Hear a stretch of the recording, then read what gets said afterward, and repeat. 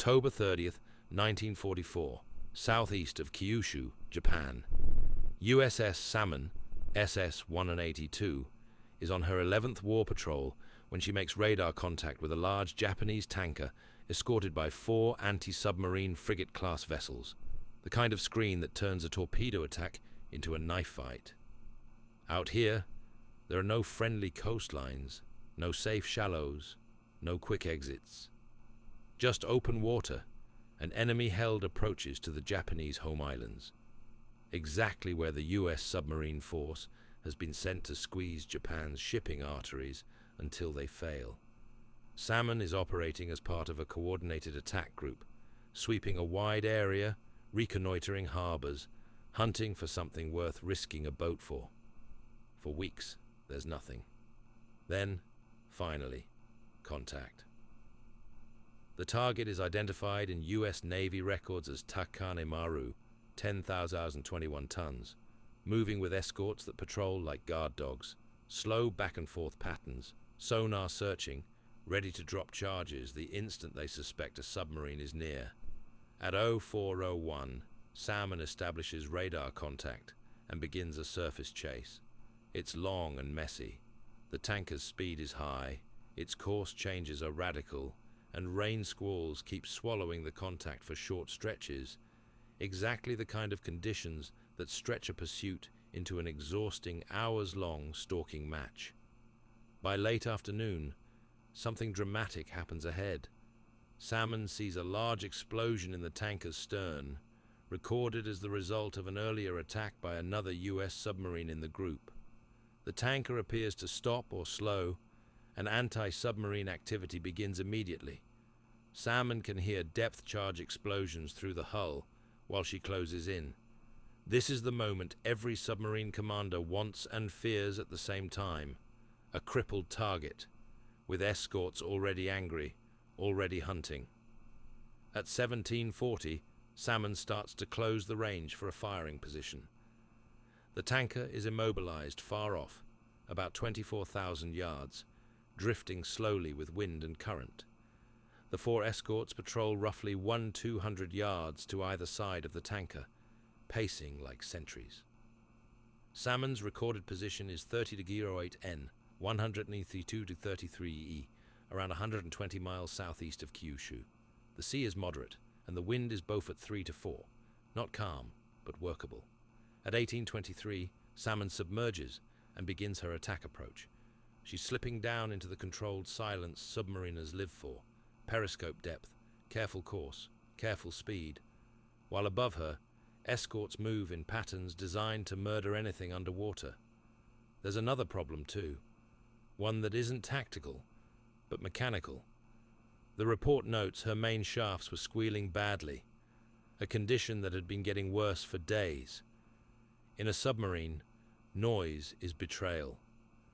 A squeal can travel through water like a confession. Still, the opportunity is there. The tanker is wounded. The escorts are distracted and sweeping. At 20:01, from an estimated range of 3,300 yards, USS Salmon fires a spread of 4 torpedoes. 2 strike and detonate. Salmon is at a periscope depth of 64 feet at the moment of firing, close enough to see the surface world, shallow enough that a bad shock can rattle the boat, deep enough to hope she can slip away. Immediately after firing, Salmon swings to bring her stern tubes to bear in case she needs a second salvo. One more option, one more chance to finish the kill if the first spread doesn't do enough. But then comes the nightmare turn. The escorts react fast. Whether it's the torpedoes broaching, a sonar contact, or simply the escorts catching a hint of Salmon's presence, 2 of them head toward her almost at once. At 20:12, the decision is made. Salmon goes deep. Speed increases to standard, full rudder. The goal is simple: get away, get under, get lost in the water before the escorts can pin her down. 1 minute later, 2013, Salmon is already at 310 feet, and the first signs of the depth charge sequence arrive. A series of small sono-bomb explosions, followed almost immediately by the first of 4 close, well-delivered depth charge patterns. The official report is blunt about what happens next. A total of about 30 depth charges are dropped, in 4 patterns of 6 to 8 charges each. The first and second patterns arrive almost together, and at least one of those charges detonates very close aboard over the engine rooms. This is where the story stops being about hunting and becomes about survival. The explosions do more than shake the boat. They deform it. According to the Navy's war damage reporting, the attack causes severe damage, so severe that it's described as one of the most serious cases of damage survived by any US submarine in World War II. Deep inside the submarine, systems fail in the order that makes panic contagious. The main engine air induction piping collapses and floods, making the ship heavy overall. Even worse, the stern diving planes jam in full dive position. Depth control is immediately lost. A submarine without depth control is no longer a hunter. It's a falling object. The report describes Salmon oscillating up and down, trying to stay submerged by blowing the safety tank, and running ahead at emergency speed with a steep up angle, doing everything possible to keep from plunging into depths where steel becomes paper. And above her, the escorts are still there, still dropping, still listening, still trying to finish what the first patterns began. By now, Salmon is not simply evading. She is fighting physics, flooding, and a control failure that wants to drag her down. And the clock that matters most has started ticking. Battery power, limited air, and the rising water inside the engine spaces. The first depth charges don't just shake USS Salmon, they change the shape of her world. A concussion hits over the engine rooms, and the submarine responds like a living thing flinching in pain. Inside the pressure hull, unsecured gear becomes airborne. Fixtures rip loose. Men grab whatever they can, pipes, ladder rungs, bulkhead edges, because the boat is no longer simply being hunted, it's being hammered. Then the damage turns immediately lethal. The Navy's own war damage report says the external main engine air induction piping collapsed and flooded, making the submarine heavy overall, and at the same time the stern diving planes jammed in full dive position. Depth control is lost on the spot. A submarine with its stern planes locked hard down is like an aircraft with its elevator jammed, except the ground is a crushing black pressure that doesn't forgive mistakes. In the control room, the reaction is instant and mechanical, drilled into muscle memory. Try to arrest the descent by force. They blow tanks. They fight the angle. They push propulsion because submerged power still works, and that becomes the one advantage keeping them alive. The report describes Salmon staying submerged only by blowing the safety tank and running ahead at emergency speed, holding the boat at about a 20-degree up angle, a desperate posture, nose up, as if the submarine is trying to climb out of the sea. But the ocean doesn't care about angles. Water is still entering places it shouldn't. The boat is heavy, and heavy boats sink. The damage has multiple causes, stacking together like weights. The flooded induction piping stealing buoyancy seawater, leaking into the hull at various points, fuel oil displaced by seawater in a fuel ballast tank, and the most dangerous piece, stern plane gear binding and breaking that leaves the stern planes jammed in a hard dive. It's not one failure, it's a cascade. At first, they manage to stop the fall, barely. Then the boat begins to oscillate, up, down, up again, like a wounded animal refusing to settle. The lights go out. In the report, the shock deranges electrical controls and throws the ship into darkness until emergency lighting is switched on. Imagine that, the submarine dropping, men stumbling in red emergency light, instruments jittering, and above them the detonations continuing, because the escorts are still dropping patterns, still trying to finish the kill. At one point, the report describes an attempt to level off failing, and the descent continuing until about 400 feet, far below the boat's designed maximum submergence depth, before she rises again, only to start dropping once more when they try to stabilize. And then comes the number that turns survival into legend. The War Damage Report notes a maximum depth reading of about 578 feet in the control room, and explains that because Salmon was holding that steep up angle, the after end of the pressure hull was even deeper, a little over 600 feet near the after torpedo room bulkhead. That's the kind of depth where steel starts behaving like something softer. That's the kind of depth where every rivet and weld becomes a prayer. It isn't just deep, it's past the line. Past the line where a commander can feel certain the boat will come back up. And through all of this, the clock is burning down. Not just fuel like an airplane, but battery power. Emergency speed drains it fast. And Salmon is forced to use speed because it's the only thing keeping the bow up against the jammed stern planes. Then the flood reaches the part of the boat that can end everything in seconds. The after engine room is taking on water, and it's rising dangerously close to the main motors. The report states that 17 minutes after the attack, with the batteries depleted and the after engine room flooded almost to the level of the motors and still without depth control, USS Salmon surfaced. There is no heroic choice here. There is only the least deadly option. Surfacing in enemy-controlled waters with escorts nearby is basically an admission. We cannot survive down here. So Salmon breaks the surface like a wounded animal forced into daylight. Air rushes. Night sky returns. And suddenly the submarine isn't fighting the ocean anymore. It's fighting ships with guns. On the surface, the tactical reality is ugly. Salmon is a submarine with damage, limited options, and flooding that can't be ignored. The enemy has multiple escorts. But something happens that feels almost unbelievable if you don't read it in official language. She survives the surface fight. The report describes Salmon facing 4 escorts, maneuvering under fire, and using aggression and movement to keep them at bay. At one point, an escort closes to around 2,000 yards, and there's an exchange of fire that proves ineffective.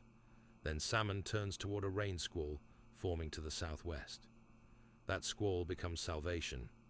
Once she enters it, she loses contact with the escorts and escapes. That's the moment the story turns from how did they live underwater to how did they get away on the surface? Not by outrunning them cleanly, not by sinking them all, by surviving long enough to let weather hide them. Then comes the final part most people forget. Escaping the escorts doesn't end the danger, it just changes its shape. The War Damage Report says Salmon proceeds towards Saipan on 3 engines, making about 16 knots, but her situation remains still very dangerous because she's limited to surface operations, slower than many escorts, and still within aircraft range of Japan. So she does what damaged boats do. She calls for help. At 05:32, she radios for assistance from nearby US submarines. Later, she's joined by friendly submarines while still far from safety, and even then, threats keep coming. The report notes that while stopped to repair a serious lube oil leak, a Japanese submarine fired several torpedoes at her, all missed, and Salmon immediately got underway again. That's the cruel punchline of the patrol. Even after the depth charges, even after the forced surface fight, even after the escape, into the squall, the ocean still tries to collect the debt. But it doesn't. USS Salmon limps on, bent, battered, partially crippled, because her crew did something that feels impossible on paper. They survived the deep, survived the surface, and kept moving. By the time USS Salmon disappears into that rain squall, she has already paid the price for survival. She's still afloat, still moving, still armed, but she is no longer a submarine in the way people imagine one. A healthy sub can vanish under the sea, choose depth, choose silence, and fight on its own terms. Salmon can't do that anymore. The damage has rewritten the rules. The war damage report is clear about the immediate reality after the battle surface escape. The ship remains in a very dangerous condition, limited to surface operations, running on 3 engines at roughly 16 knots, trying to reach Saipan, a long distance away, with enemy air and surface threats still in the region. That is a nightmare scenario for any submarine captain. On the surface, a submarine is at its most vulnerable. Low freeboard, limited speed, limited armor, and, after the kind of internal flooding Salmon suffered, limited ability to absorb another hit. One shell in the wrong place can start a chain reaction.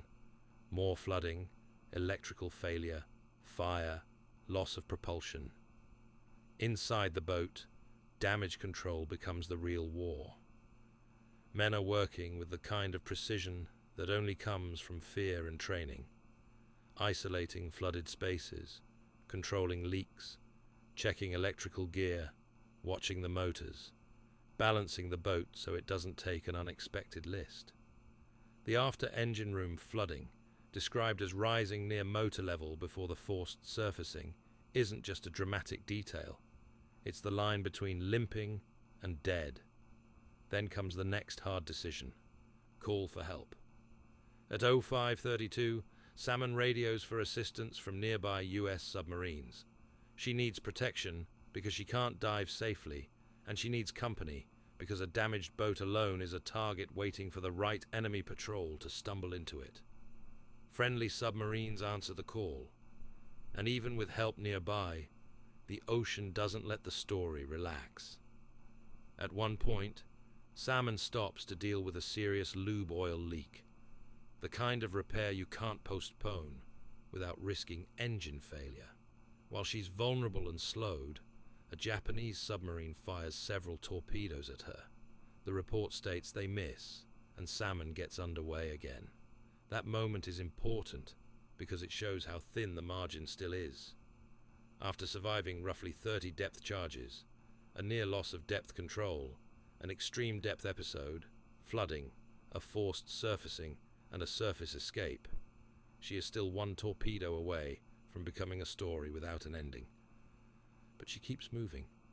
The run towards Saipan becomes a grim transit.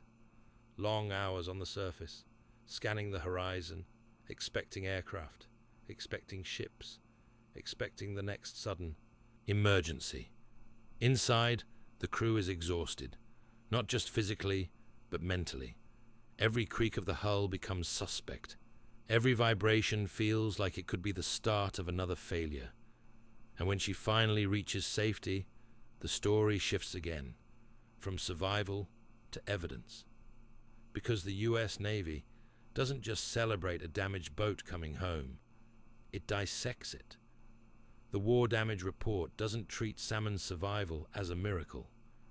It treats it as a technical case study, one of the worst damage incidents a US submarine lived through in WWII. The report details severe hull and internal damage, and it lays out the chain of failures that nearly killed the boat. Collapsed and flooded air induction piping, making the ship heavy overall. Stern diving planes jammed in full dive, resulting in a near total loss of depth control. Violent oscillations and emergency measures, blowing the safety tank, running at emergency speed, steep up angle, just to stay alive. The extreme depth episode, control room depth reading around 578 FT, with the stern deeper, over 600 FT. Flooding rising to near motor level in the after-engine room before the forced surfacing. Then the Navy had to answer the most uncomfortable question. What actually crushed the boat? Was it the depth itself? Or was it the shock of close depth charges deforming the hull? The report's analysis makes it clear that the catastrophe was a combination of close-in depth charge effects and the resulting cascading failures that drove the sub to extreme depth, meaning the damage wasn't just deep water pressure in isolation. It was how battle damage robbed the ship of control and forced her beyond safe limits. That's why Salmon matters historically, not only because she survived, but because her survival taught designers and commanders what failure looks like when it happens fast. It taught a brutal lesson. In ASW combat, the first close pattern may not sink you, but it can break the systems you need to avoid the next one.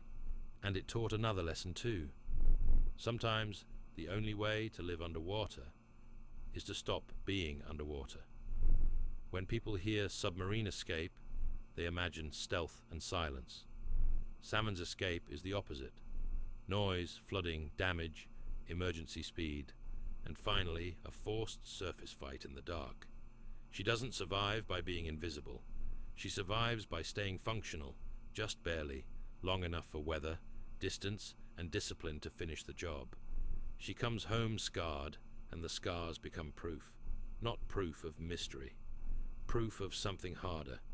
That even in 1944, with all the machinery of war, survival still depended on human control in a situation designed to destroy it. When USS Salmon finally reaches friendly waters, the crew gets the one thing the ocean almost never gives, a second chance. But the Navy doesn't treat that second chance like a happy ending. It treats it like a warning, because Salmon didn't just survive a depth charge attack. She survived an attack that the official war damage reporting describes as one of the most serious to have been survived by any US submarine during World War II. That sentence matters. It isn't written for drama.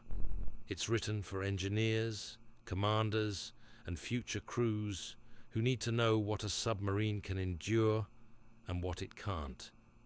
Once Salmon is safe enough to inspect, the damage is no longer shaking and banging. It's measurable, steel that has been forced out of its intended shape. The war damage report notes extensive pressure hull deformation in way of both engine rooms, the kind of structural injury that tells you the boat went beyond the region where design assumptions feel comfortable. In plain terms, the hull held, but it paid for it. The sequence that nearly killed her is now written as a chain of causes. She's attacked while submerged around 300 feet. She endures about 30 depth charges, delivered in multiple tight patterns, flooding, and mechanical failures make her heavy and unstable. Her stern planes jam, and she is driven into extreme depth, then battery depletion, plus flooding force the one-move submariners hate most, surfacing under enemy threat. The story is famous because she escaped, but the Navy's real lesson is what the escape cost. A submarine can survive a near kill and still be effectively broken as a submarine afterward. After that night, Salmon is still a commissioned warship, but she is no longer trusted the same way. A U.S. Naval Institute piece that looks back on the episode puts it bluntly. Despite earning major recognition, she never dove again, and her damage was severe enough that she was ultimately disposed of soon after the war. That is the not good twist hiding inside a survival story. Even when you win, you can lose the thing that made you what you were. On paper, the October 30th action looks like a checklist of disasters: depth charges, flooding, loss of depth control, forced surfacing. But the reason it became legend inside submarine circles isn't only that the boat lived, it's that Salmon lived by turning into something else in the last act. Once forced to the surface, she didn't just run. Multiple official and historical summaries describe how she aggressively fought off escorts with deck gunfire long enough to break contact and escape the area. That aggressive surface fight is also why her crew received the Presidential Unit Citation for the 11th patrol action. So the legacy becomes two truths at once. She survived one of the worst depth charge ordeals a US submarine lived through, and when forced into daylight, she fought like a surface combatant long enough to get away. After this patrol, Salmon's operational future shrinks, sources summarizing her final month's note that she transited back toward the United States for major repair overhaul work and was later used in a training role rather than returning to frontline submarine patrols. By the end of the war, she is finished as a fighting submarine. She is decommissioned on 24th of September 1945 and later disposed of for scrap, listed as a constructive loss due to battle damage in multiple summaries. That's the quiet ending most people don't picture when they hear "refuse to die." The boat did refuse to die in combat, but the war still collected its payment afterward, just in a slower form. If you want your ending to hit like your channel style, survival, then discomfort. Land on this. USS Salmon proved a submarine can take a punishment that should erase it. The ocean didn't get her that night. The escorts didn't finish her. The depth didn't crush her into a tomb. But survival wasn't free, because the damage was so extreme that even though she made it home and earned the highest kind of unit recognition, the submarine that escaped southeast of Kyushu was never the same weapon again and never dove again. That's why this story stays with people, not because it's supernatural, because it's human. A crew can do everything right at the edge of destruction and still watch their ship become a ghost of itself afterward.